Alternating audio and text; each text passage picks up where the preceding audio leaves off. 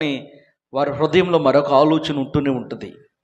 దేవుని పిల్లరా, దేవుడు అబ్రహాంతో పలికిన మాట తాను నిండు వృద్ధాప్యంలో నెరవేర్చాడు.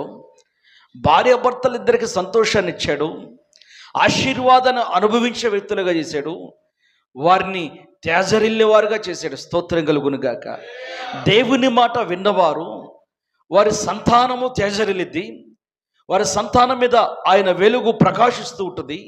వారి సంతతి మీద దేవుని దృష్టి నిలిచి ఉంటుంది. ఈ స్థలమునకు పిలువబడిన మరి నాన్నగారు దేవుని మాట ప్రకారముగా ఆ రక్షణ పొందిన తర్వాత దేవుని యొక్క పిలుపును అందుకొని ఈ తెలంగాణ ప్రాంతం కల్లూరుకి సేవకు వచ్చినప్పుడు దేవుని మాటే తన జీవితానికి నిరీక్షణగా పెట్టుకొని జీవించి ఆయన సాక్ష్య జీవితాన్ని కాపాడుకొని ఉన్నారు. ఆ సాక్ష్యములో ఈ యొక్క జీవిత కాలమంతా కాపాడుకొని ప్రభు సన్నిధికి వెళ్ళే వరకు, వృద్ధాప్యం వరకు కూడా ప్రభువునే కలిగి ఉన్నారు. మనుషులు ఎన్నో రకరకాలమైన కలవరాలు కలగజేసిన దేవుని మాట కలవరం కలగ చేయదు. కలగజేసిద్దా? కలగ చేయదు.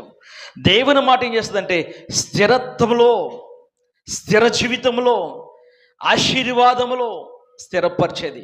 కానీ మన నాలుక ఎలా మాట్లాడిద్దంటే, మన నాలుక ఏం లేదంటారు చెప్పాలి, ఏం లేదంటే నాలుగుకి కదా, అది ఎటైనా తిరగలేదు. అందుకే దేవుని పిల్లరా, దేవుని పిల్లలు ఎలా నిలబడాలంటే దేవుడు అంటాడు ఎజ్కేలుతో, నువ్వు చక్కగా నిలబడు, నేను నీతో మాట్లాడతాడు. దేవుని పిల్లలు దేవుని మార్గంలో చక్కగా నిలబడితే దేవుడు మాట్లాడతాడు, ఆశీర్వదిస్తాడు. మనకి కావాల్సింది ఏంటి? మనం చాలామంది కోరుకుంటాం, ప్రార్థనకు వచ్చిన తర్వాత మనం కోరుకునే కోరికలు ఏంటి చెప్పండి?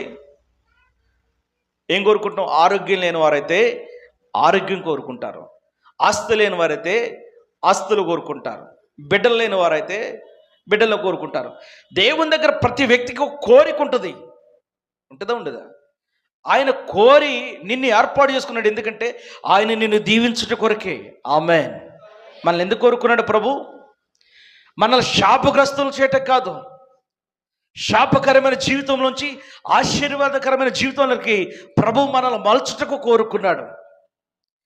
మానవుడే దేవునితో నిలబడలేక, దేవునితో నడవలేక, దేవుని ఉద్దేశాలు నెరవేర్చలేక మలచబడిన జీవితాన్ని మళ్ళీ శాపంలోనికి తిరిగిపోతూ ఉన్నాడు. దీనికి దేవుని సన్నిధిలో అబ్రహాముతో పాటు ప్రయాణం చేసిన లోతు కూడా ఉన్నాడు. దీవించబడిన అబ్రహామును కాదని లోతు తన సొంత మార్గాన్ని ఎన్నుకొని జీవిస్తున్నాడు.